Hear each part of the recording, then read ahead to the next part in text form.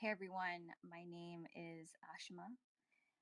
Welcome to Spinning Fire, a space for education with the aim of decolonizing and democratizing thoughts and ideas through collaboration, knowledge sharing, and community building initiatives.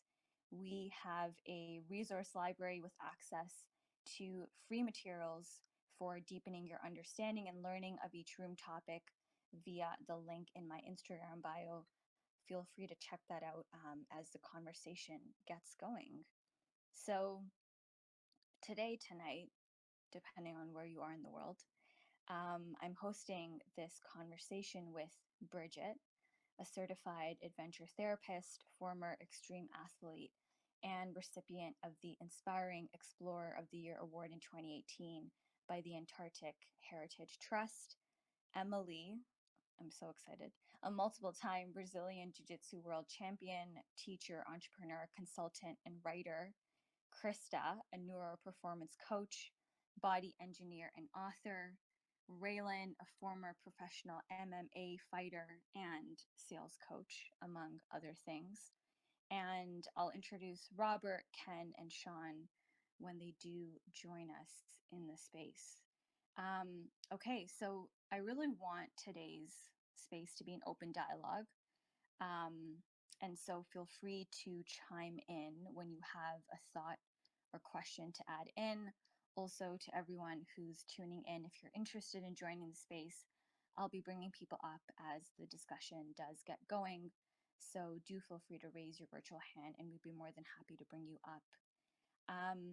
So I've been reading various articles about what is resiliency through the lens of athletes to performers to coaches. And there were a few common themes that came up. The first two were the ways in which we determine resiliency. So the first being adaptation, effectively adapting to or managing significant sources of stress or trauma. And then the second was adversity. So, what is the capacity for adaptation and actually bouncing back in the face of adversity? And I was reading about, positive adaptation and adversity, and also reading articles, which I think I can't wait for Krista to really chime in on this, but the link between sports injuries and resilience, where some studies actually showed that resilience plays a role in the process of injury rehabilitation and stress control in elite athletes. And then the final theme was how COVID has complicated what we know to understand about resilience and the process of adaptation. And I'm sure as the conversation gets going, I know that I definitely have a personal story to share about that, and I can't wait to hear about others. So I wanted to start off by branching off of adaptation and talking more specifically about adaptation, because I was thinking about when um, I was summiting Mount Kilimanjaro. I lived in Tanzania for 3 years. So while I was there, I wanted to summit Kili. And I learned to adapt in ways that I I couldn't have measured or calibrated before actually being there, before actually being, like 5,000 meters above sea level. And so when I was thinking about adaptation in my own experience, it was my mental adaptability and how that was being tested. And so it was like, because through my previous experiences of perhaps hiking or being outdoors or being involved in sports, my exposure to stress, my exposure to being in certain environments that were stress inducing played a part in my ability to adapt and just like my mental ability to adapt. um I'd love to actually chime in here as well, yes, please, please. because even if we're adding this as another theme to talk about, and it's a question I've been wondering about for the last couple of years, is the mental and physical ability to adapt that we learn from adventure sports and sports always okay? because I've been thinking about it a lot, and particularly on this day, because this day 3 years ago marks the moment that I set off to ski across the Greenland ice cap, which really left me wondering whether it teaches us to value tolerating too much. Because we had this joke that the team and we had this joke that we were in it for the suffering, because what person in their right mind vets themselves against extreme conditions like -40, dragging more than your own body weight against hurricanes and blizzards? And, just like being in that suffering, like being in it for the suffering, kind of literally translated to knowing that we could do it, knowing that we could push something. And I've seen that so many times mirror into other parts of my life after it. And after 15 years of leading expeditions and putting people's needs above my own, particularly when it comes to ignoring my own body's pain signals, because that client over there needs my help and I know that I can do it, or I know that I can hold 20 kilograms more, or walk one more day through this condition or that condition. And I guess I've seen that since that Greenland expedition, which was incredibly painful and incredibly hard, I've noticed that it seeps into other parts of my life. This ability to be able to tolerate extreme conditions in work situations and in relationships, because I know that I have that capacity to hold or to get through something. So I guess like I'm wondering as well, just to put that spanner in the works, is there a time when we can go too far with that resiliency, that ability to adapt?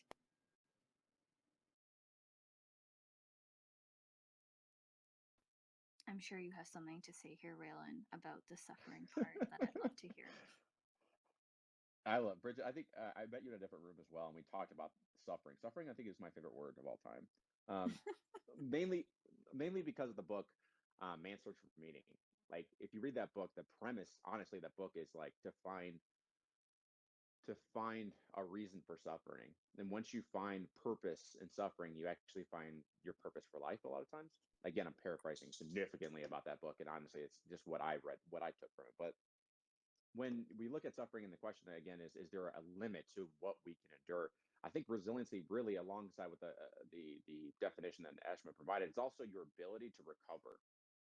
Like true real resiliency to me anyway is your ability to recover. Now I know we have some jiu-jitsu practitioners in here. I'm a fake blue belt under Robert Drysdale. I say fake because I did MMA for a long time.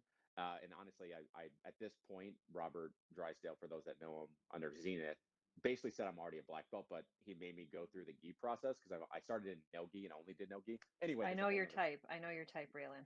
I'm a wrestler. Yeah, I'm a wrestler, so it's like I cheat.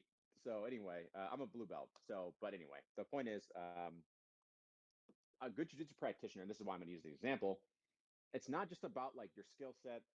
It's also the ability to adapt, yes, but it's also can you recover from a bad move?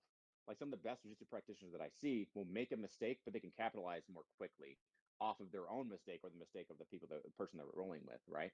So in life in general, it's not just about can you endure the position, right? Can you endure, being in someone's side control with someone 100 pounds more than you, right? Can you endure? It's not about just the endurance. It's also your ability to take the situation and then also make the most out of it. So when I look at a point of saying, is there too much suffering? If and only if you don't take time to recover. So anyway, that's why I wanted to chime in on. I'll tag in off of what Raylan said. And when I say I know your type, man, if there's anything that's more frustrating than a really good wrestler in a jiu-jitsu room, I don't know what that is. Um, so I admire your skill, and I also respect the fact that you're trying to learn something that is sort of the opposite of what you're taught to do, right? Is to fight off your back. That's not an easy thing to do. But what I wanted to tag into that is Also, Emily, I gotta just DM you about this stuff because again, I can talk to jiu-jitsu for days. But I found a cheat code. The cheat code is shin guard with a spider control. okay, That's listen, so because I'm off my butt, but at the same time I'm in a single leg though. It's a shin guard plus a spider. Anyway, go ahead. but I'm gonna give you some credit for being maybe a real blue belt, not a fake one, because if you were a fake blue belt, you wouldn't even want to be on your back and play guard. But what I wanted to relate to what Raylan was just talking about, and this idea of resiliency, um, I think it's also important to discuss with all of us who have some sort of a physical pursuit that when you think about tying in the depth of what we feel and relating that to how we process the world, I always think about life as sort of theory and practice. You know, there's the things that we think we can mentally deal with, and then there is the laboratory or the experiments that we can perform on ourselves physically. And whether that's wrestling, mountain climbing, ultra marathoning, jujitsu, it gives us the ability to dig deep and know exactly what we can tolerate and handle. And I think in respect of doing that, it translates back into other aspects of our life. And so whenever I think about why students are so drawn to training something like jujitsu, or people who are really addicted to running or whatever it may be, I think it's sort of it could be a subconscious sense or feeling that it's teaching them how to deal with themselves on a much deeper level than they can comprehend. This is Emily, and I'm done speaking. Yeah, I think that is a really, really interesting point. And I wanted to also welcome Yusuf into the conversation. Please chime in when it feels comfortable. And so when we talk about sort of that adaptability, and as you mentioned, Emily, it, you know, whether it's mountain climbing, whether it's jujitsu, whatever capacity that might look like, um, it's interesting because I think that I think I'm still understanding that term suffering. And that's why for me, you know, it's interesting when I hear Bridget's point of view on how suffering, how that's mirrored into other parts of her life. And then of course, Raylan, you know, you tell me all the time when it comes to you working out, when it comes to you going to the gym, when it comes to you being on your Peloton bike, like for you, what drives you is the suffering. What motivates you is the suffering. And so I find that really fascinating. I think even just that connotation or that definition that we attach to what it means to suffer.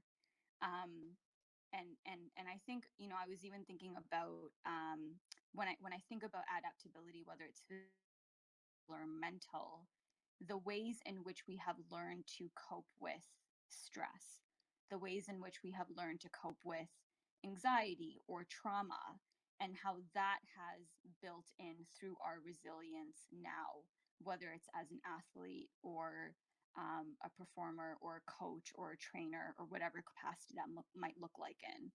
And so I wanted to even talk about, um, do you actively seek to engage with challenging situations, um, that almost present opportunities for you to raise your performance level?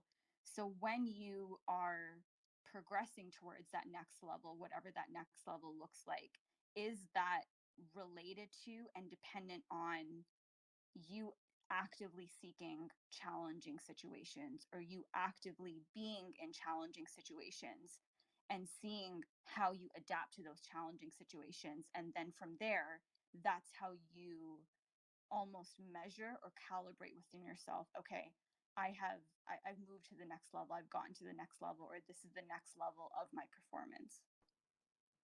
So really quick, like I think about the mental aspect of suffering is a lot like the program that you and Bridget have, right? So when you go through a program like that, it's all about obviously becoming a better future you.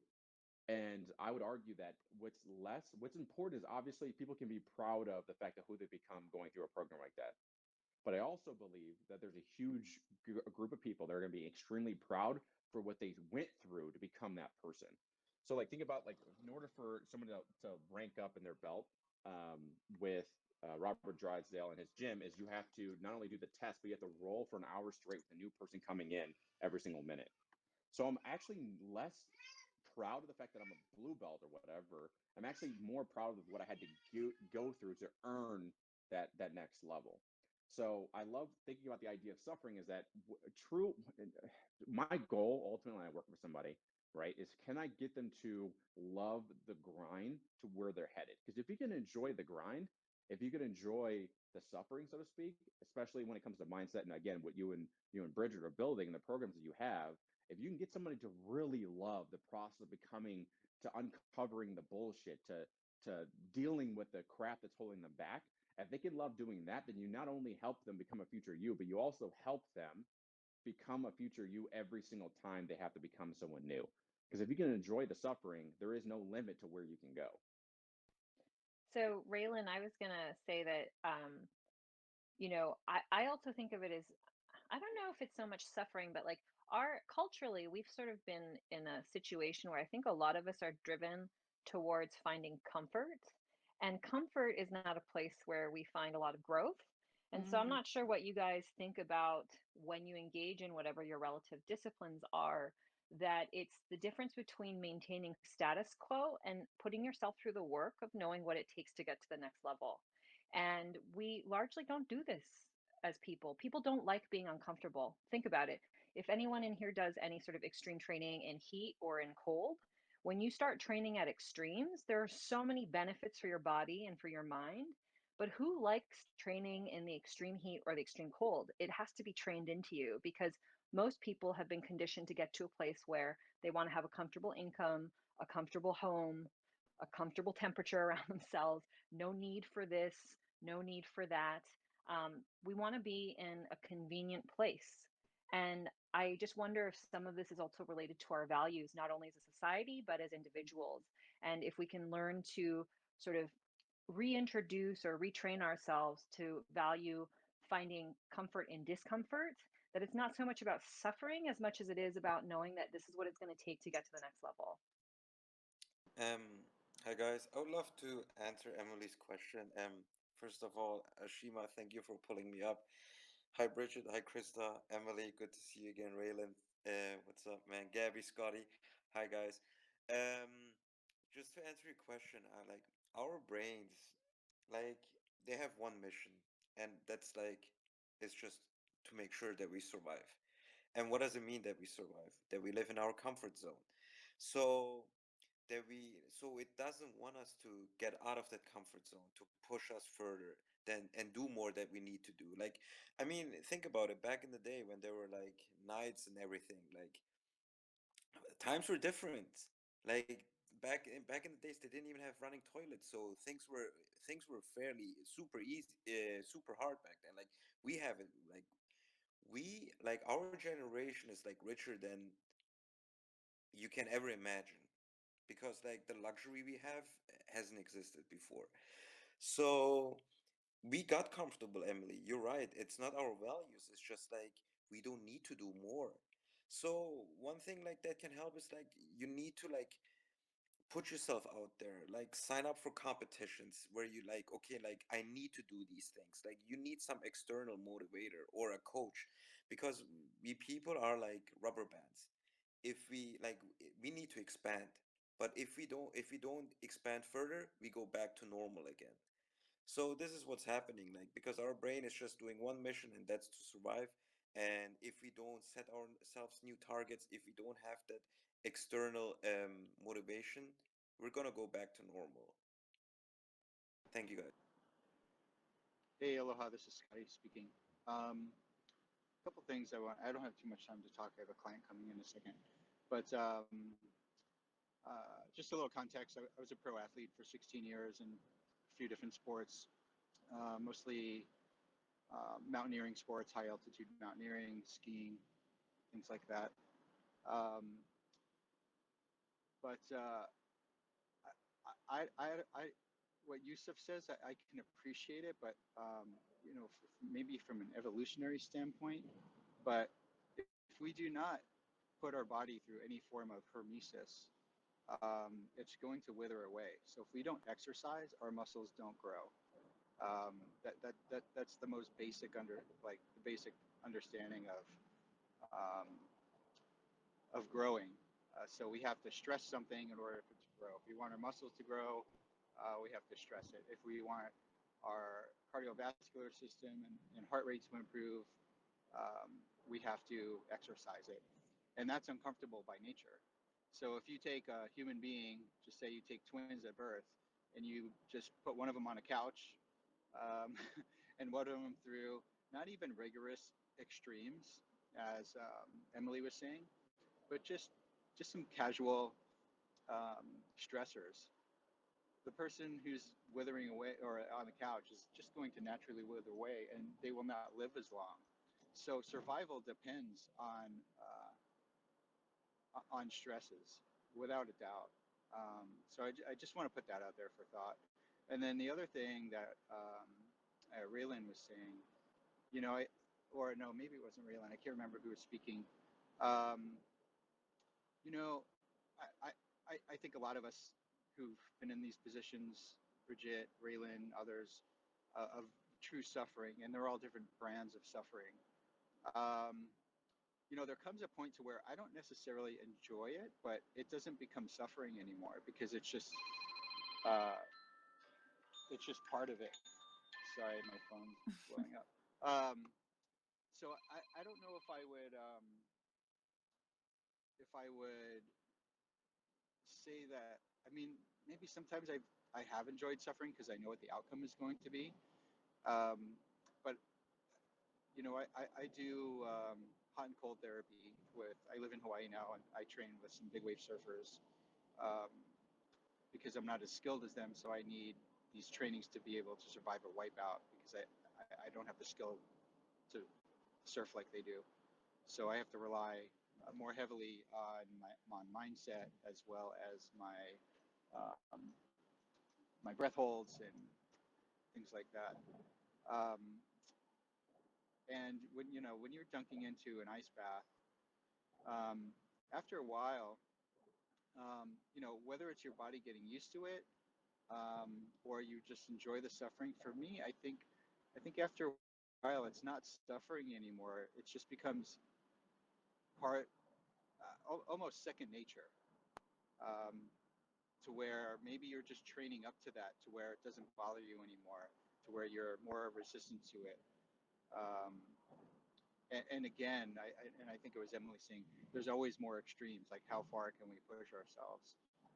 And then you have um, some of these athletes now where everything keeps getting pushed further and further, and there's always more and more extremes. So, but I think after a while, the athletes that do these things, it doesn't become suffering, and then you have to push yourself through the next level to really understand what suffering is again.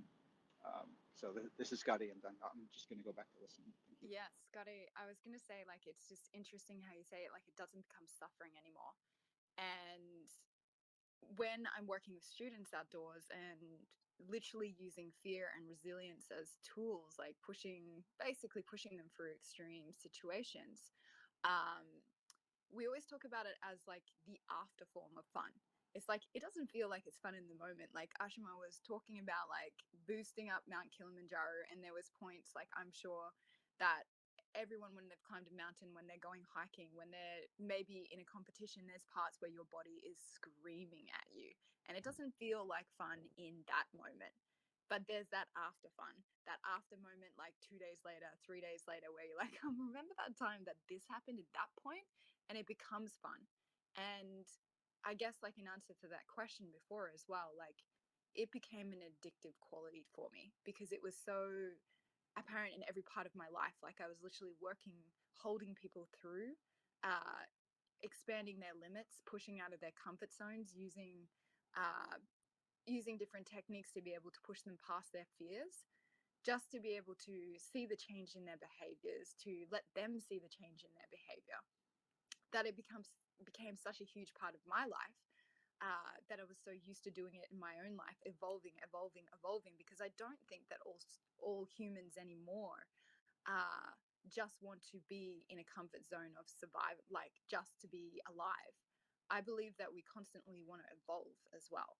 And I know from my studies in university, there's a researcher called Mortlock, and he talks about how adventure and sports, like extreme sports or competitive sports, are an alternative to war, or an alternative to that survival instinct where you had to, like, go up against a woolly mammoth and prove that your ability to survive, that you were worthy of life. And that this comes through in those sports, in those extreme sports, is that you're sort of like proving that you're capable, that you're worthy of living. And that's like the underlying sort of mental emotion underneath it. And I just think that's really intriguing, that that is within a lot of us to be able to do, to see that, to feel that in our bodies, that we're capable.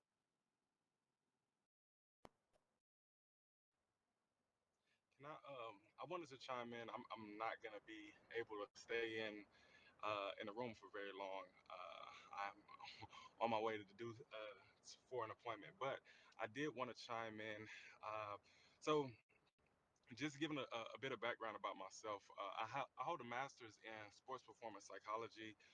I'm an ex-professional athlete, but in addition to that, I also come from a very spiritual and metaphysical background. So like flow state and everything that encompasses it is a real big passion of mine. And one of the things that I've been doing lately, uh, my son is now playing basketball, and so we're having these very philosophical, yet very practical conversations about fear, right, anxiety, and competition. You know, but one of the things that I talk to him about is the reality that it's never about an opponent, right? Everything that we're wanting to do in sports is really about self mastery, you know. And so, from that standpoint, what you're going against are those feelings of confinement, whether it be nervousness, anxiety, you know, and all the stresses, and how, you know, teaching them ways to combat that. And so, one of the things that I was talking to them this weekend about was just that our mind can't operate um, with focusing on two opposing thoughts, right? So from that standpoint, we can't be confident and nervous at the same time, right? Because once we make the choice to focus on confidence, right, all those images that embody confidence start to kind of play out and show themselves. On the contrary, when we think about nervousness, what we're really doing is sending signals that uh, relate to us making mistakes, and that ends up taking over. And so it does come down to a matter of choice. And from that standpoint, this is where that self mastery comes in and understanding what the real opponent is, right? It's not that you're going to be perfect when you go through this, right? The idea is that when you when you allow nervousness or anxiety to win, then it's hard to to overcome any type of battle from that standpoint. So the game within the game is all about the mind and how we allow ourselves to navigate our thoughts and choosing the next best thought at any given time that these negative thoughts kind of creep into our system, right? And so we refine it, and all of the practice that we do on a physical level is really just allowing us to believe what it is that we're saying we want to believe, right? So we have this thought of being successful, and so all of the practice that we put in is just to serve as it's it's the what would I want to say, the feedback that we're looking for, right?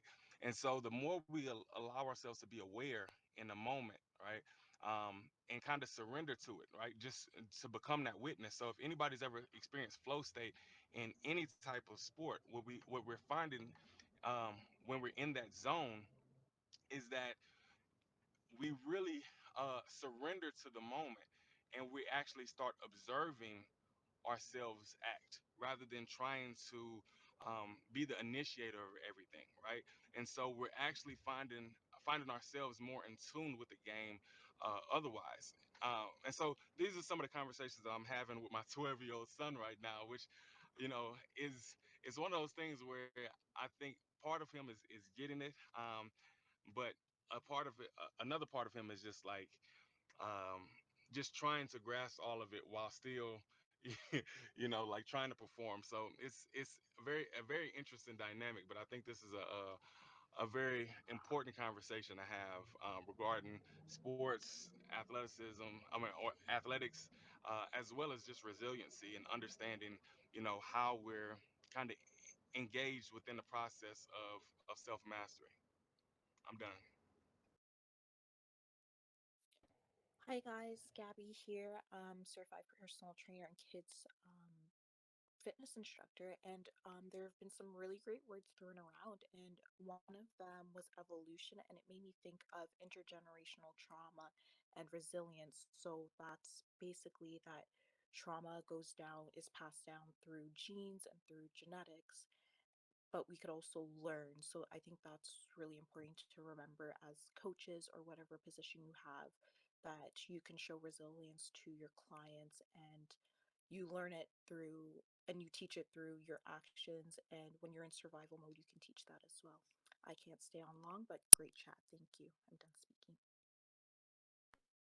I wanted to get your thoughts, Krista, because I know you unmuted a few times, and um, I feel like I have a lot of questions for Andrew too, but I know that you said that you're going to be stepping away, so I'm going to pass on the mic to Krista. Would love to know your thoughts around this too. Thank you, Ashima. There's been so many really wonderful things shared and lots of different perspectives. And I think there's it's like a Venn diagram, and there's a huge, a very large center circle. One of the things that I was thinking about, the, many of them, is just the simple fact that we do need to have challenges. I'm not necessarily an advocate for suffering for the sake of suffering, because I think at a certain point we reach a threshold where we may not be able to endure the same amount of suffering that maybe we did 15 years ago. And so you have to find another way to reach that the high that you get from said suffering, because it's a stimulus, it's something like it's an extreme, and there is a high that can often be associated with that we experience. So we have to find other roots for that, and Andrew touched upon it in the sense of that self-mastery, and I think that really speaks to the growth mindset. And everyone has spoken to it without necessarily saying the word, but that exploration to see what your mind, what your body can do. And from a neurological perspective, our brain likes novelty. Our brain likes to see things that are different, to do things that are different, to explore, because that allows it to grow. Like literally, we grow more neurons when we are doing something new, when we are learning, exploring, and when we are failing. When we fail, it actually creates more opportunity for growth, and it allows us to find new routes to do things. As Raylan, I believe, was speaking to about that survival mechanism. And so half of the things that you do is like when I've worked with my fighters, some of the things that we do is like we'll set them up in a situation where they have to get out of a situation, helping them learn how to come back. Work like something's been taken away, an option's been taken away, and finding a new way to execute, or when I do a lot of deep water training. I think Scotty had mentioned he'd worked with a few surfers, as have I. So some of the things we do there is the deep water training and breath control to create an uncomfortable situation to simulate the anxiety that might be experienced in a different situation. And then that way, the sensation that you might feel in your body of being under extreme duress, it pushes that mental fatigue threshold. And so when you're in another situation, you've already been there. You understand the responses that your body is giving you, and then you're better able to keep a cooler head. Um, I apologize, I'm jumping around a lot, but I'm like, I wish I had been taking notes. But I think there's so many wonderful things, even was it Lauren that came up a few moments ago, and she was talking about trauma that's been passed down and epigenetic trauma, and we can look at it as post-traumatic growth. And that's another opportunity here that we have to create that resilience. Um, I don't know. I know there's more thoughts, but I'm going to pass the baton and say thank you because I really appreciate this. I'm learning a lot, and at the same time, it's really stimulating new ideas. Thank you. My name is Kristen. I am complete. So I wanted to touch on that trauma word, and just really the concept of reframing, right? Um, we also spoke about suffering, and I think especially within athletics or anything, when we say suffering, it's going through pain without some type of reward, right? That's what I associate with when I'm hearing the word suffering. I'm thinking of pain without reward, you know. Um, and so from that standpoint, it's a matter of reframing what we include suffering or what we entail suffering as, right? So from that standpoint, we can always reframe to have more of a growth mindset in any dynamic. And a matter it's a matter of helping people kind of navigate that experience to find meaning so that that suffering is not in vain or that pain is not in vain. So it doesn't become suffering, but it becomes a launch pad into a new area. Andrew, I think that was a brilliant point there around, I guess, that post traumatic growth as well.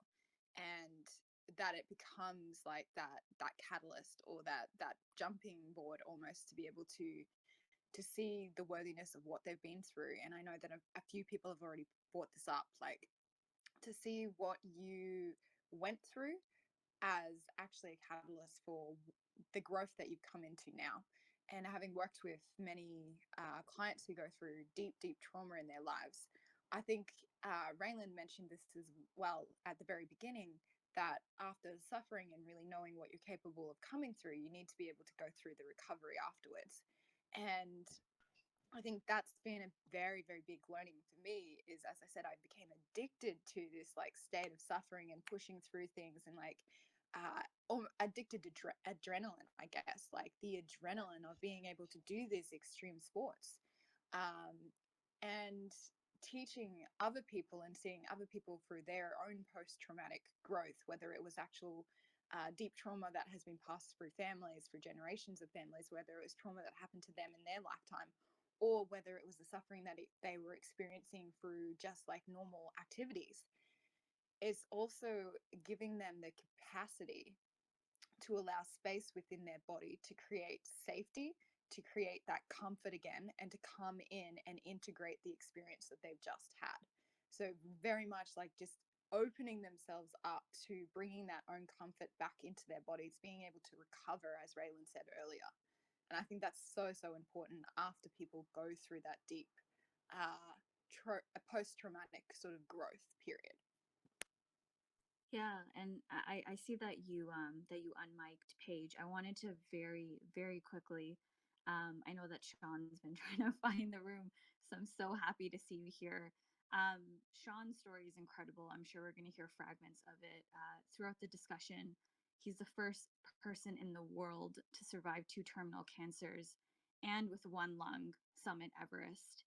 I mean, he's achieved all 7 summits, skied both the North and South Pole, completed the Ironman World Championship in Hawaii.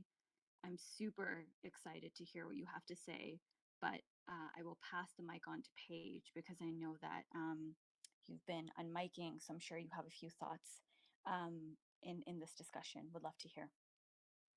Yeah, thank you. Yeah, I don't want to take Sean's space here. Yeah, his story looks amazing just looking at his profile. But essentially, I'm a neuropsychophysiologist and I'm a clinical social worker. So I've really spent my entire life understanding trauma when it comes to sports injuries, particularly concussions, and then how we address it. And so with that, we're talking about the generational trauma. It's 7 generations that we're seeing that when you traumatize a mouse, the nervous system has a degradation for 7 years, 7 generations beyond that. So that's really profound when we're looking at all of, how our nervous system is, how we're coming into this world, and how much work that we have to do to really strengthen our nervous system. It's essentially Dr. Stephen Porges's polyvagal theory. And so what I'm hearing here is everyone's talking about all these ways that they're able to essentially strengthen that vagal tone. We're talking about the breath work and the underwater stuff and any of the stuff that you're talking about with physical capacity here, right? Like HIIT training, whistling. And of course, my absolute favorite is altered state trauma reprocessing experiential therapeutic techniques, right?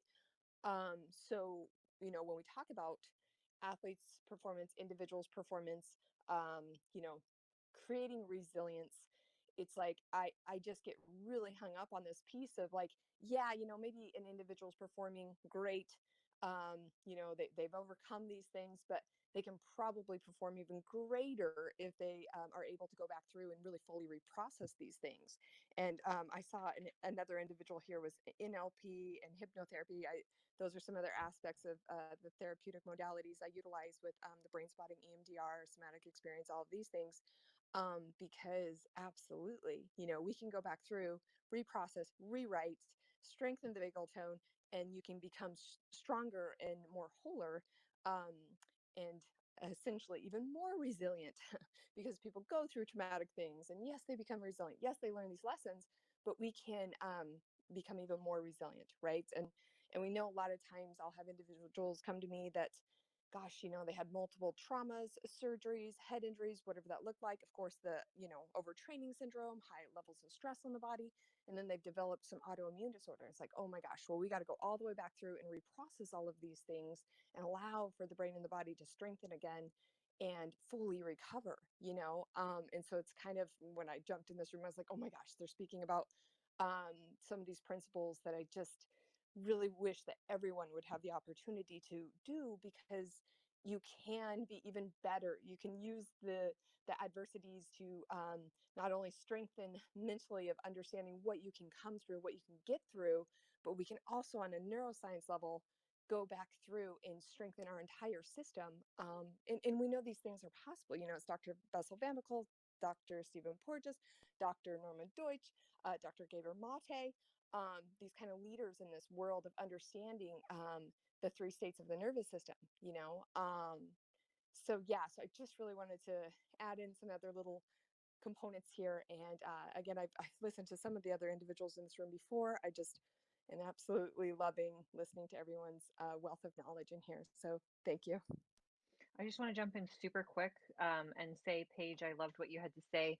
And as a teacher, I also have to say that some people mistakenly, or I should say, they come to sport or they come to something like jujitsu and they think that it's replacement for therapy or a way for them to process whatever difficulties they've had or trauma that they've had in their life. And I just want to say how much respect I have for the fact that we have these things that we can do and embody to help us become more resilient.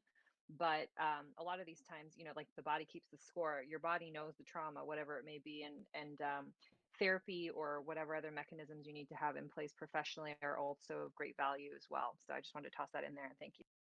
Oh, and you're absolutely right. You know how many retired college football players I have that were MMA fighters? I mean, it's kind of interesting because they're going through and trying to kind of release some of that, but it's not going to happen. It's going to be released in a way that's desirable for the nervous system to actually heal, right? So absolutely, thanks. I actually had a question, Paige, and perhaps this is just repeating something that you said at the beginning, which was it takes 7 generations to heal, or what was the latter half of that statement, that it takes seven So generations? Well, it's 7 generations down. So what they've seen in the Mm. lab is if they traumatize a mouse's nervous system, whatever that looks like, restricting food, physical trauma, emotional trauma, yelling at them, restricting them from being around their mom, whatever. So that's attachment issues. We know for 7 generations that the nervous system is weaker, right? So the vagus nerve is weaker going into it. So that's heart rate variability, that's overall muscle control, that's gut motility, all of these things. But the beauty in that is it's actually Ruby Gibson. She's a beautiful Native American and wrote this whole book around brain spotting within generations. She does a whole training with it. And brain spotting is basically like 6 psychotherapeutic techniques combined, but it's trauma reprocessing. And she has found that you can actually go through someone's history. And depending on what you know, and I've seen components of this with my clients, is that you can even have, grandma's history, great grandma's history. You can actually reprocess that because that's in your nervous system at this point in time. So I sit there and go, okay, so what did your parents go through? So we go through all of their stuff too in this altered state. And you can actually strengthen your nervous system coming forward. You can stop it, you can become strong so that you're not passing it on to your children. But again, this is a lot of work. I'm not saying this stuff is easy. sitting in therapy's work, let alone doing some deeper work like this. So it's really cool. Yeah, that's, I mean, that I'm genuinely still processing, because it just, I mean, I feel like it opens up the door to what we mean by stressors or trauma, and understanding what that link is to resiliency, because it's a really interesting point that you mentioned, Emily, when it comes to how you are a trainer, because I was thinking of the ways in which I teach yoga, or that I even teach mindfulness, and I know that they are a lot more linked and connected to um, development of thought process, or mind, or how to process thought, and how to process your own feelings and emotions, and the connection to body and mind, and all of that. But it is interesting when I have these discussions with people that I work with, because I've understood that when they do, when they think about, okay, I want to practice yoga, or I want to get more into yoga, or I want to incorporate mindfulness practices into my life, oftentimes and majority of the time, actually, it is linked to wanting to develop something within them, but it's also linked to healing the past. And that healing the past is healing the trauma, or healing through certain situations that they went through, and learning how to adapt better to those situations. And so I even think of grounding meditations inherently are about grounding yourselves, about centering yourselves, about how in stressful situations you can come back to a calm, centered, balanced state. And so that inherently is about adaptability. So when you're in a stressful situation, can you bring your thoughts, or your mind, or your emotions back into a calm and centered state? And so I think that yeah, just that link to healing and to trauma, I think that there is this connection to resiliency, and specifically to almost that first component of positive adaptation, and how can you adapt to stress, and how in adapting to stress, and whether that's done quote unquote positively, that is some measure of resiliency, and some measure of resiliency within you. um, and I was also thinking about, it was something that Andrew had mentioned before, but this role of going through loss and failure, and the importance of actually experiencing and going through loss and failure, and viewing that as learning opportunities for subsequent performances. Because I think when you pose this question, Emily, about um, like when we were just talking about growth mindset, and when we were talking about how people often settle because of that semblance of security and safety, and stepping outside your comfort zone, or experiencing something beyond that, that may lead to loss, that may lead to failure, is scary, because it is testing that risk. It is testing, will we be able to cope if I do this thing and it leads to loss and failure? But I know that in my personal experiences, loss and failure, I think, also determine, again, my ability to adapt, my ability to be resilient, my ability to move past something. And I had to go through that loss, through that failure, in order to learn how to deal with that loss and failure, and then use it as a learning experience.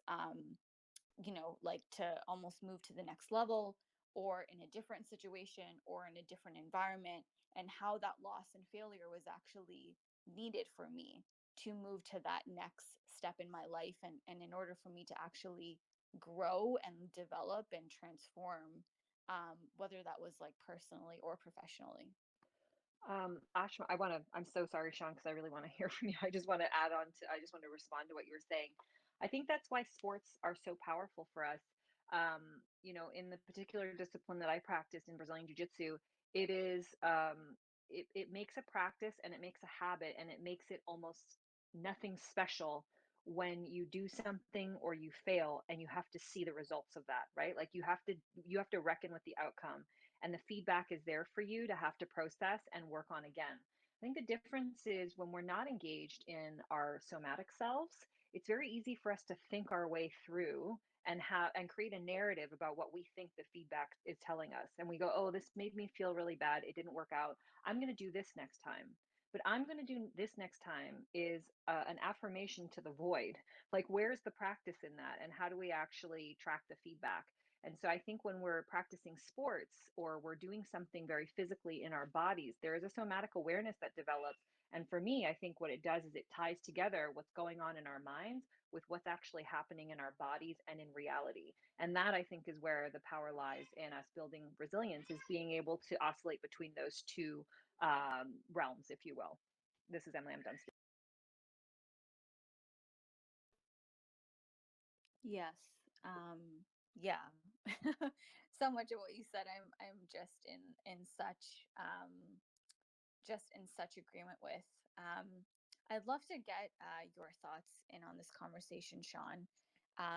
Having experienced such extreme environments and conditions, and physically and mentally and emotionally having been through many situations that I think majority of the people in this room cannot even begin to imagine.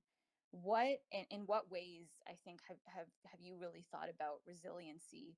Or I'd mentioned at the top of this hour, when we think about resiliency, we think of it often in these two streams of adapting to or managing sources of stress, or as we mentioned, quite deeply, trauma.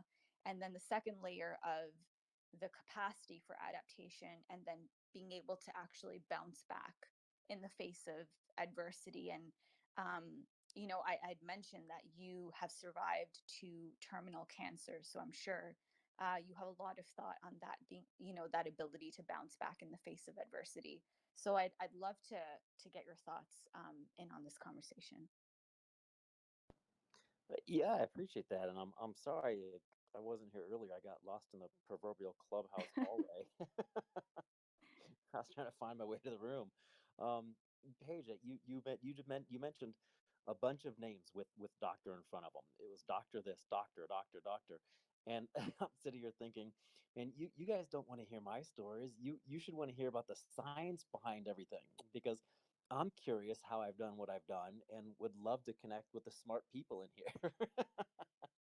And I'm also thinking that it's funny because people are always asking me, "What's next? What's next?" And as you heard, I'm actually the only person to ever climb Mount Everest, climb the highest mountain on every continent, ski to both poles, and complete the Hawaii Ironman triathlon. But I did that all after surviving two terminal, quote unquote, two terminal cancers, a prognosis of 3 months when I was 13, 14 days to live when I was 16. I was in a medically induced coma for a year of my life, and I was read my last rites, and I only have one functioning lung. So I have been through some sort of trauma, definitely, and it honestly took me a while to get over it, but psychologically to deal with what I went through. There were nights, honestly, that I went to bed. Imagine you're going to bed tonight and you are terrified to close your eyes because you don't know if they're going to open ever again. That was my MO. That was how I lived my life months at a time, not knowing if I was going to wake up the next morning or not. So when I got through all of that, I remember very vividly. I grew up in a super small town in Willard, Ohio. The population was 5,000 people, and the American Cancer Society was there, and they organized this race. I'm sorry, not a race, but it was a relay for life. And I don't know if anyone's familiar with that, but they just go around the track or do laps. And the first lap is always dedicated to the survivors. And the survivors walk around with the luminaries that are inside the track. And it's a beautiful ceremony. Even though everyone there knew what I went through, they knew I was a survivor. I didn't take that first lap. This is when I was 17 years old, so I was coming out on the other side of it. I was getting ready to be a senior in high school, but I didn't want I didn't want to be associated with the cancer. I didn't want the cancer to define me, and I didn't even want to think about it. Fast forward to college, well, how can I put this nicely? I turned into Belushi from Animal House. I I had a wonderful college life, and it was just a blast. I had a great time. But I've also realized that going through what I went through, it really has developed this resilience in me because I know what true pain is. I know what it's like having no hope. And like I said, I know what that pain is. There was a time when I was 13, and the doctors treated me as an adult, so they didn't knock me out, didn't do anything except for a topical. They gave me a bone marrow test where they took this surgical blade and kind of drilled into just above my hip, just above my buttocks, and I still have three scars there. The first time they did, they aspirated a piece of bone, and they had to do it two more times to get into the marrow. So I think in my mind, I know what true pain is. And now it's kind of weird because I voluntarily put myself in danger. And I think it might be because maybe I'm still trying to prove to myself that I'm still alive, but there's an underlying purpose behind everything I'm doing now. And I think this is where the resiliency comes in, where I'm tapping into my personal core values, what means most to me. And it can be different for anybody. Just as long as you know what those are, you can have that proverbial carrot dangling in front of you to be your motivation. And for me, it's to literally change lives. And it started off within the cancer community, where on the summit of Everest, I took a flag that had names of people touched by cancer, and I left it on the top of the world. And then I did the same thing for the seven summits, and underneath it said, dedicated to all those affected by cancer in this small world, keep climbing. And I always had that flag folded up in my chest pocket close to my heart as a constant reminder of my goals. That's my motivation, that's my hope. And I think that's where the resiliency comes from. It comes from a deeper underlying purpose. And every year I actually take a group up Kilimanjaro, and I'll be leaving July 24th. If anyone's interested, I take a group up every year, and this will be my 21st summit. But we take people up with, believe it or not, double the success rate as of the average. And I think that is also the reason we have that double the success rate is because I help people tap into their personal core values and their own resiliency, because we all have it. We just have to learn how to tap into it and find out and figure out what means most to us. And it can be different for everybody. It's completely non-judgmental. But once you tap into your personal core values and use those as your core motivators, you can really push through anything. So I hope that was a little bit of a brief background of everything that I've been through, and everything that I've climbed, because my first goal was to literally crawl from the hospital bed, 8 feet from the hospital bed to the bathroom so I wouldn't soil the sheets. And then I ended up climbing 29,000 feet to the top of the world. So that's just proof that if you believe it's possible, it really can be. Thanks. That is such a cool story, Sean. Thank you for sharing. There's someone I was training with and that I worked with, did some mental performance coaching with him. And when he was a kid, he had, I forgot, I forgot the disease he had, like, but he couldn't, he had to relearn how to walk again. His muscles were degenerating. Excuse me, like, I forgot the name of what it was. But so when he was in the hospital and walking, like with a nurse helping him, like there was another kid in the hospital that was laughing at him, like, hey, hey, you can't walk. Or he said something mean. You guys know how kids are. But at that moment, he told himself, I never want to be weak in my life again. And this is just what reminded me your story about Sean. Like, so, I mean, from there on, he went on, like, he became, like, he participated on the Ultimate Fighter reality show of the UFC. And then now he's also an MMA champion here in Germany. So it is pretty cool, like, how bad situations like that, and it is so inspiring. Just listening to you, Sean, like, it got me goosebumps, man. Thank you. And we love to see those stories because it inspires. And also, like, why do we want to challenge ourselves? Because we love the feeling of being strong, I think. And that's what it is. We all want to be strong. We all want to be powerful.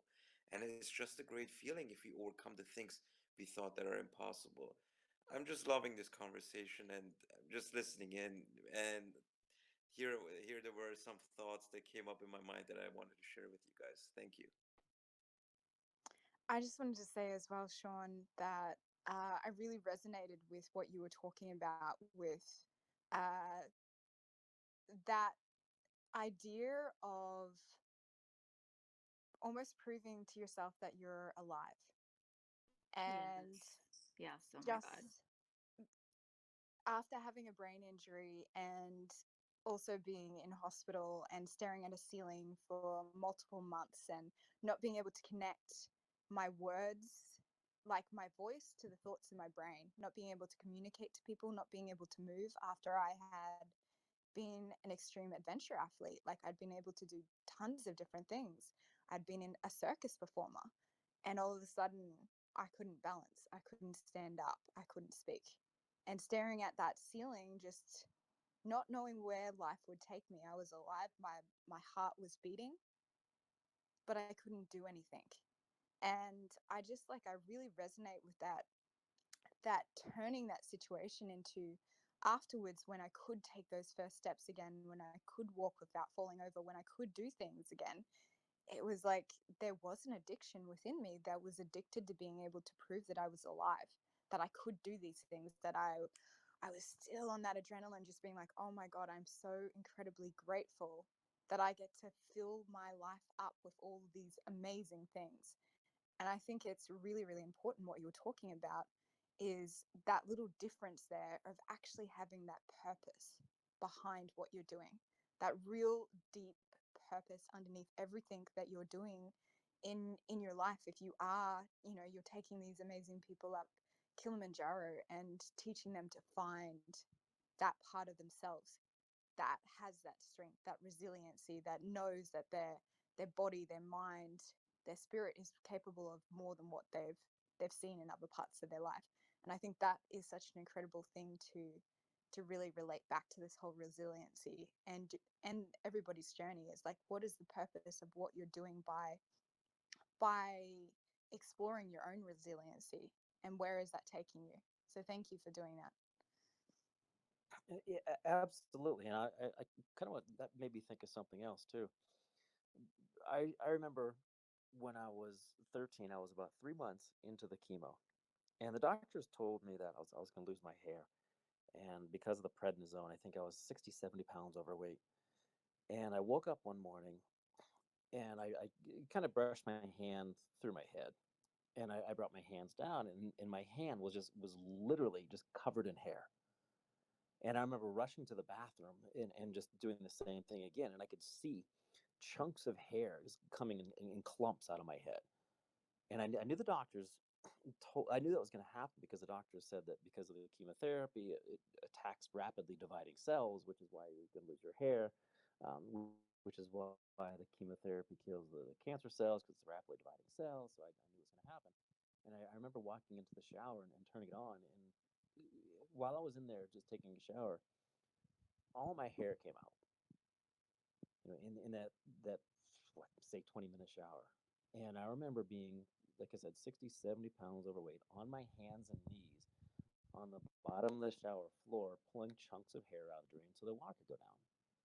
And it was when I was 13 years old that I decided that a couple things. One, I had two choices. I could either fight for my life or give up and die. And giving up just wasn't an option. So I wanted to continue fighting for my life. And as a 13-year-old in that shower, I changed how I saw the world, and I changed my perspective on how I wanted to see everything that I was doing with my life. And I didn't want to focus on not dying. I wanted to focus on living. Because looking back at it, I wonder how my life would have turned out, or if I would even have a life, if I kept telling myself, don't die, don't die, don't die. as opposed to I want to get up and live. So I think one of the key to being resilient is also focusing on what you want, not the avoidance of what you don't. And I think it also works with anything in the world. I mean, entrepreneurs, say people are investing in the stock market. They don't go in there thinking to themselves, "Oh, well, I don't want to lose money." No, they think going into it that they want to win, that they want to make money. Going into a competition, you don't think to yourself, "Oh, well, I don't want to lose." No, you think that you want to win. Going when you're fighting for your life, you don't think to yourself, I don't want to die. No, you want to fight for your life and live.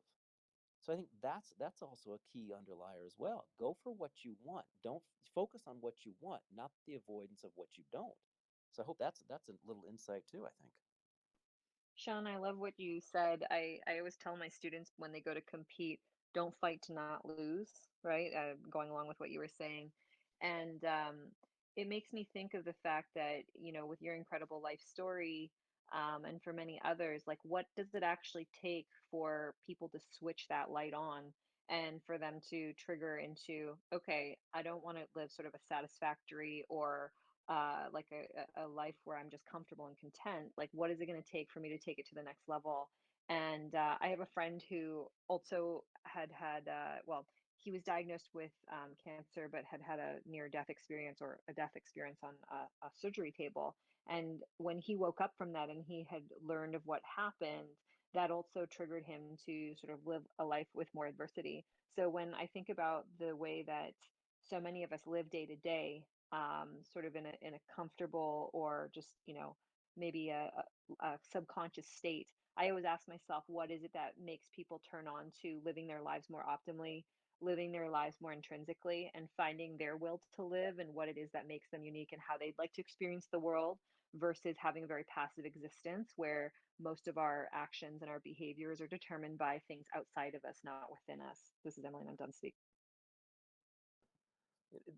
That Emily, I think that's fantastic, and I've been doing a lot of thinking about this recently, and I wasn't even going to mention this. Um, but what does it take to get you to the next level? And like I said, I wasn't going to mention this, but I honestly think it's discovering what your personal core values are and how to utilize them. And it took me months to put this together, but I have a core values assessment. If anybody wants one, my email address is in my bio. I'll send it to you. But I take it a little bit further, where it's not just a list of core values, it's actually how you're living those personal core values.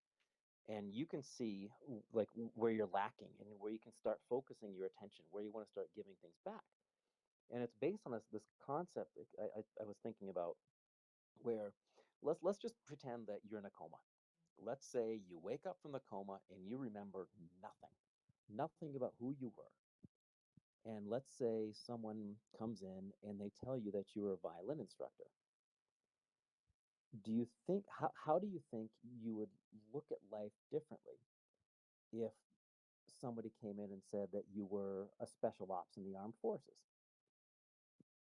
You can wake up every morning and decide who you want to become. It's all based on your own perspective.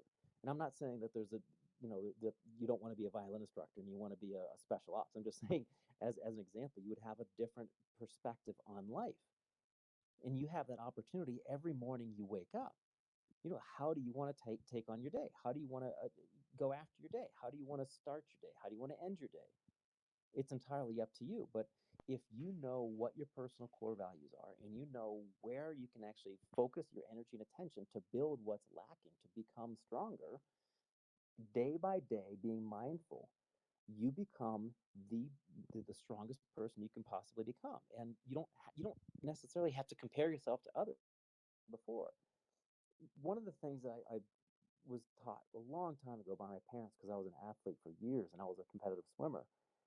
I'd touch the wall, and mom and dad would always be there to pull me out of the water as a little kid. And they never asked me, well, why didn't you beat the kid in lane 5? Or why didn't you beat the kid in lane 3? They would always ask me two questions: did you have fun, and did you do your best? So I've always learned that I never had to be the best. I always had to be my best. And if I can improve myself a little bit more today than I was yesterday, then you know what? I do that for a year. Look how much better I am off as a person, as me. And I'm not going after other people. I'm just trying to improve myself. Sean, I'm curious to ask you, maybe in addition to anyone else in the room. So I think that a lot of the times when it comes to thinking about our existence and being conscious of the decisions that we make, it's about not letting your environment define you, right? But in order to feel that your environment's not defining you, you kind of have to not subjectively live your life. So what I mean by that is when you're in the rabbit hole, it's very hard to see that you're in a rabbit hole. And so sometimes being able to objectify your experience and sort of stand over the hole, look at the grass or the landscape around you, gives you better insight into where you might be headed or what it is that you're actually doing. And I'm wondering with your cancer diagnoses, whether those experiences might have made you or helped you objectify your life and your experience, and has that sort of been a prompter for you choosing to take control of, empowerment and like where you want to take your life. I'm curious to see how you relate to that in addition to anybody else in the room, and whether we've consciously thought about that, like what is our life if we want to take command of it versus this is where I grew up, this is where I was supposed to go to school, this is what people expect of me. This is Emily, and I'm done speaking. Yeah, I think that's a great question. And I think your environment, it does not define you, because who you are, I guess by definition, isn't defined by your environment. It depends on your perspective. So we all we have two ears and one mouth, and I think everybody on Earth has a different perspective, and it's completely non-judgmental. And one of the things that I've learned is, based on my perspective, and let's say I'm down today, I'm depressed. It doesn't mean I'm a depressive person. It mean that it's a permanent state. It's a temporary condition. And I think based on perspective, and I think this is where, every morning I wake up, I'm thankful for opening my eyes, for obvious reasons. And I think based on that perspective, and that you can learn how to do this too, by just flooding your brain with positive thoughts, and looking at it from just different ways, and having your brain being open to that. So I'm sure everybody knows somebody. You ask them, "Hey, how's it going?" I'm having a crappy day. I never have a bad day, because that puts a negative, for me, it puts a negative tone on it, a negative stigma. If I'm having a bad day, I tell people I'm having a less than ideal day. I'm still looking at it from a positive perspective. And I think going through the two cancers, and everything that I've gone through, I always try to look for the positive side of things. Taking people up Kilimanjaro, as I mentioned before, um, let's say the second camp, we're all sitting around for dinner in the dining tent, and people are just complaining. Oh man, my feet are on fire. My dogs are barking. My shoulders hurt. My clavicles are killing me. My back's, oh, it hurts. The sun got me in the back of the neck. I let them go and just let them get it out. But then I ask them, I point at somebody and say, okay, now give me 5 things you're grateful for. Because if you start focusing on the positive aspects of things, and have an attitude of gratitude, and obviously mine comes from just the sheer fact that I can wake up and breathe in the morning. You can train yourself to do that. You just have to be mindful of what you put in your brain, because you talk to yourself more than anybody else throughout the day. And if you're not careful, that is most of the time negative. Would you be friends with someone who's that negative to you? Then why do you do it to yourself? What we need to do is start paying attention to that internal dialogue, and have it be more uplifting. Stop listening to that little gremlin on your shoulder. You're not good enough. You're not strong enough. You're not smart enough. Start building it up, and a little bit more, a little bit more. It's the same way you climb Mount Everest. You don't just go from base camp and boom, you're on top of the summit. It's the same way you go from training to be a judo champion. You don't just become a judo champion. You work and you put in that first step. And if people are just mindful of what they're putting into their brains, what they're listening to, because every human being is a product of repetition. There's that old saying of, you are what you eat, but you are what you consume, on a level of everything you hear, everything you see, everything that you take into your brain, and it's being programmed. So we just need to be careful of how we program our brains. Sean, I hope that helped.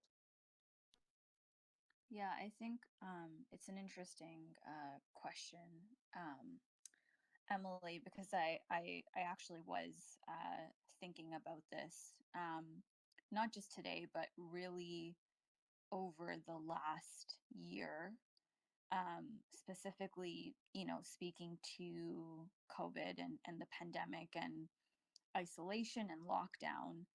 And I was really evaluating how my own level of self awareness is related to my ability to adapt, how my ability to adapt has changed since being in isolation or being in lockdown. And so when I was thinking about self-awareness, I was thinking about being self-aware as to where the stress originates from. So I think that there are multiple factors, whether it's the direct sport involvement. So when we talk about training or competition, and then there are other factors related to personal life and organization, whatever that might look like. So there are all these different factors of stress, and I was evaluating again my own level of self-awareness and putting all of these factors into consideration. And what I was realizing is that through the pandemic, I had experienced this loss of self. And what I mean by that is, having been practicing yoga for over 10 years, um, going to, like spin class for over 6 years. I've done boxing, I've done many things. And those different things that I had found a practice through or a ritual through were no longer in my life in the same way, in the same sense, in the same environment, in the same capacity. And it's really interesting because earlier in this conversation we did talk about, again, adaptability, stepping outside your comfort zone, being able to adapt to an environment that is something that you are not necessarily used to or trained for, but still being able to find a way to get through it. And I like that for me. Wow, this past year I've had to learn how to do that. I've had to learn how to get back in touch with my sense of self despite everything around me changing. How can I still find what it is when I go to that spin class, when I go to that yoga class? How can I still find that within myself in a different environment, or change the situation, or really like change the environment to still gain that sense of connection or that sense of purpose? And so I think that it does take that level of self-awareness, and it does, I think, take that level of self-inquiry. And even what you're saying, Sean, in that being curious and that changing your perspective and shifting mindset on um, what am I grateful for, or how can I become unstuck, or what can I change about the situation to think of it differently. And so I think that self-awareness is so important in this conversation, particularly because we're in a pandemic, and we're still experiencing this. And many people, I think, have experienced that loss of self, loss of identity, loss of belonging, and how to get unstuck, because we don't have that same ritual or practice within our environment. And so yeah, it like there are so many thoughts around this. I did want to wrap up the conversation within the next 5 to 10 minutes. I mean, this conversation has been so fascinating. Um, but I guess in wrapping up, I wanted to really leave the space open for any final thoughts, or even any final, perhaps it's practices, or how you've been able to cope through the pandemic. I think that that would actually be a really good place, is how you've been able to cope through the pandemic and be able to adapt. And, again, that second layer of experiencing or going through adversity and still being able to cope, still being able to experience and be grateful, and really expand your self-awareness in that sense of focusing on the gratitude and the growth versus the stuckness. So yeah, with that, I'll mute my mic and pass it on.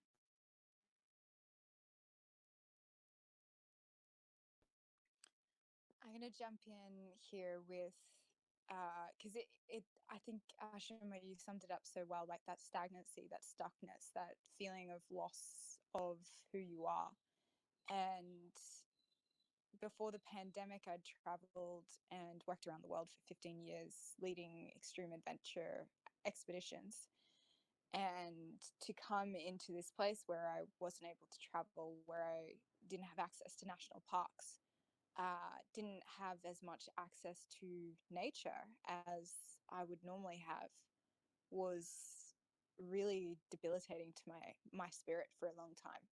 And especially like constantly being in this state of like mind where I'm doing, and coming back into a state of really appreciating the little tiny things every single day, exactly as what Sean was saying, like taking moments for gratitude for all the things that I could see in the sky, for all the beautiful things that I was watching around me, and coming into a real state of being, and I guess connecting to my body in a bigger way than I ever have before. So less about performance and what my body was capable of, and more about what my body was being in every single moment, that heart beating for me, those lungs working for me, my eyes being able to see all the amazing beautiful colors around me, being able to watch a duck family grow up in the pond next to my house, and just really watching and just being.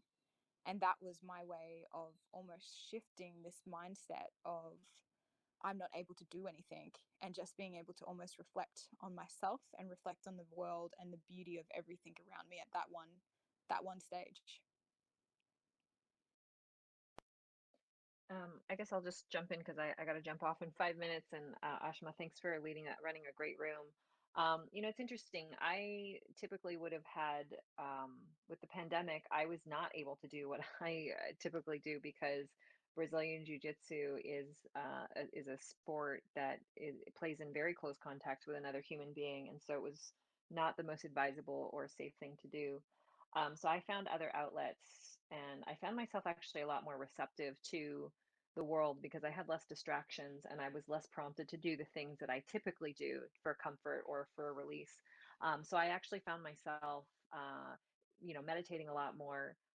We bought a bird feeder for the backyard with me and my children, and we would just, fill the bird feeder and watch the birds.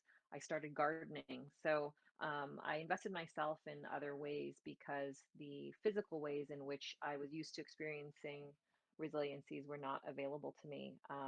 My husband and I made a little studio and we started working out privately at home, but I found myself taking less time in my body and more time to receive the world in other ways. And I guess I sort of did my training in reverse, if you will. So thank you so much. This is Emily. I'm done speaking.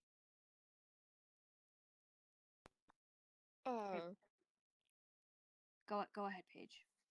Yeah, so resilience, yes, lost all of our sports here in Washington, so it was very devastating. I never thought there'd be a time in history that would occur. And so yeah, just ended up just doing a lot of Zoom with one-on-one with athletes, and it kind of pushed me to develop a group format for the athletes to be able to connect with each other. And so that was gratifying to me because I could feel my clients' isolation as much as I felt it personally. And then, of course, built a home gym because that's what you just had to do. And kind of getting back into yoga, like you were talking, yoga's amazing and strengthens that vagal tone as well. So trying to practice what I preach, I suppose. But yeah, it was tough. It was trying on every athlete out there.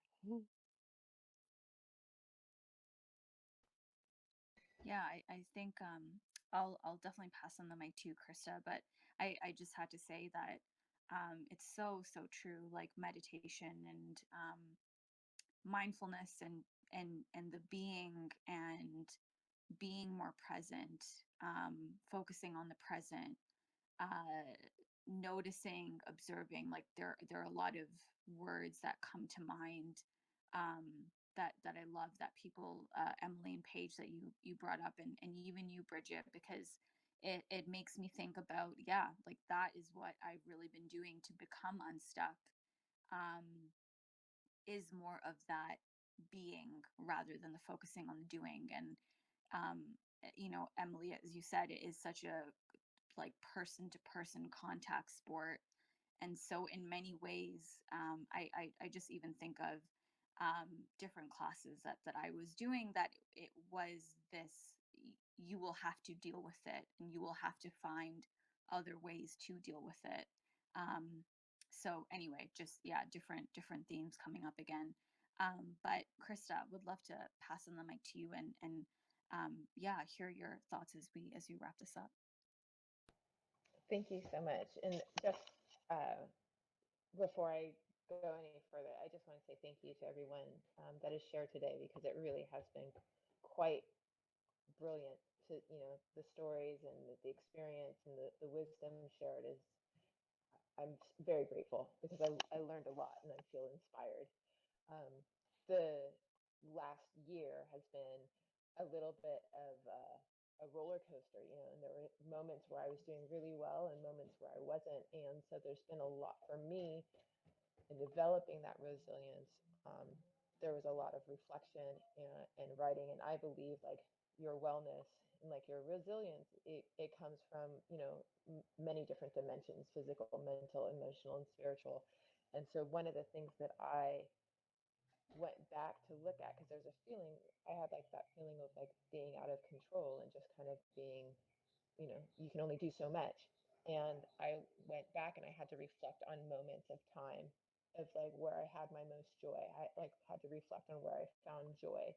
And so part of it was back with to different spaces in my life, and I was like, oh my gosh, I remember how much I just love to dance. So then I like made 3 different playlists of like songs that I loved from when I was in like high school and college, that evoked all these different memories within me. So I have like my little solo dance parties. But I also remember that when I was younger and when I was feeling really, really stressed out, I would color and create, and like I kind of revived those passions within me. And that, I think, really helped outside, because it wasn't just the physical. Like I can do a lot of physical stuff, but I needed other areas, like other touch points of myself, to be some attention to be given to. So I think for me it was about tapping into these other aspects of my overall well-being that I think had sustained me. And there was a lot of growth, I think. It was very reflective, and I'm actually quite grateful for that forced time out. And that is me, and I am done speaking. Thank you so much. I love that you mentioned, I mean, like, so many of the things you mentioned are like movement, dance. I know that Bridget and I have spoken a lot about that, the ways in which um, movement, like you find freedom and healing through movement, and the ways in which we carry tension, and how dance and movement is such a beautiful way to release and let that go and surrender. So I love knowing that you created playlists. Like I think another part of that unstuckness also comes from accountability, and taking accountability for our well-being, and taking accountability for our wellness, and prioritizing it, and what that prioritization looks like, whether it is actively creating a playlist, or taking time out, or checking in on yourself, or going for a walk, like whatever that looks like. I think that accountability and taking responsibility for our ownership, for our wellness, is such an integral, important part, when we talk about resiliency, when we talk about adaptability, when we talk about self-awareness. So I love that you mentioned that. And Sean, I guess we'll leave it with you, to get your final thoughts, and then we'll wrap up after you share them. I appreciate that. looking back at the past year, obviously we've all been through a tremendous amount. For me, I used to travel all the time. I was constantly in a plane and giving keynote presentations. I would put in 250 to 300,000 miles a year traveling and speaking. So looking back at it now, this has actually helped me calm down again, and it's helped me slow down to smell the flowers and smell the roses, and help me do what I preach. Telling people to be true to yourself. And now I'm a lot calmer than I was. I'm not traveling 300,000 miles, um, but I'm working on quality projects, and I'm devoting myself to creating more than I consume. So I think that's maybe a good key takeaway, that if we all create more than we consume, then uh, it'll be worth it. Every little minute that we have, every moment of every day will be worth it. So I'm Sean, and I'm complete. Yeah, I what you said deeply, deeply resonates with me because I spent, I guess, the last 7 years prior to the pandemic, also traveling in the sense of living and working in different parts of the world.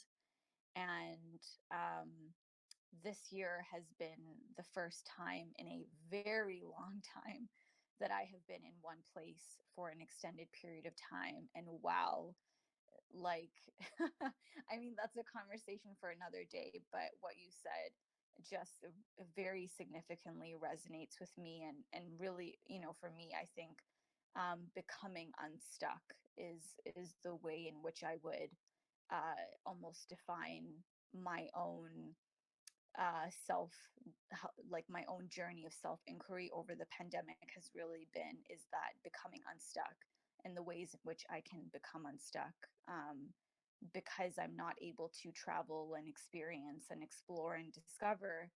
And now the experiencing and the exploring and the discovering are just really done in different ways. And so exploring that concept also further. Um, Beautiful. Thank you so much, everyone, for being here and for listening in on the conversation. I'm deeply, deeply grateful, Bridget, Krista, Sean, Scotty, and Paige, for sharing. Andrew for sharing as well. Just such deep insights, and I think it's been a brilliant, brilliant conversation. I hope everyone again is having a beautiful Monday morning, afternoon, evening, wherever you are in the world. Definitely check out the next couple events that we have coming on Spitting Fire. And as I mentioned at the top of this hour, we do have a resource library with free materials. So feel free to check that out at the link in my Instagram bio if you are so interested. Thank you so much, everyone. Have a beautiful rest of your week.